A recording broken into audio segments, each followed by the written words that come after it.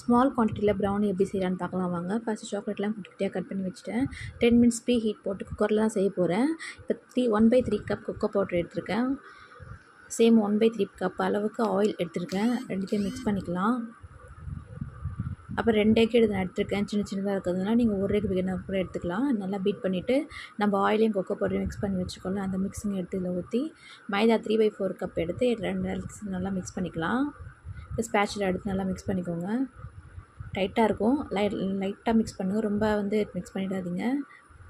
இப்போ நெக்ஸ்ட் மூடில் செட் பண்ணி ஊற்றிக்கிட்டு நல்லா டேப் பண்ணி விட்டுட்டு நல்லா பக்கமாக தடவி டேப் பண்ணி விட்டுருக்கோம். இந்தமாரி கன்சிஸ்டன்சி திக்காக வரணும். அப்புறம் சாக்லேட்லாம் மேலே தூவிட்டு ப்ரீ ஹீட் போட்டு வச்சுருந்தேன். குக்கரை ஓப்பன் பண்ணி நம்ம செட் பண்ணிக்கலாம். இப்போ மோல்ட்லேருந்து எடுத்து இப்போ 35 மினிட்ஸ் வெயிட் பண்ணுங்கள். அப்புறம் ரெடி ஆகிடும். ரெடி ஆனதுக்கப்புறமேட்டு நீங்கள் சாப்பிடலாம். ப்ரௌனி பாருங்கள் நல்லா வந்திருக்கு. ரிங்கிள் டாப் கூட வந்திருக்கு. ஓப்பன் பண்ணி சாப்பிட்டு பார்க்கலாம் பாருங்கள், நல்லாயிருக்கு.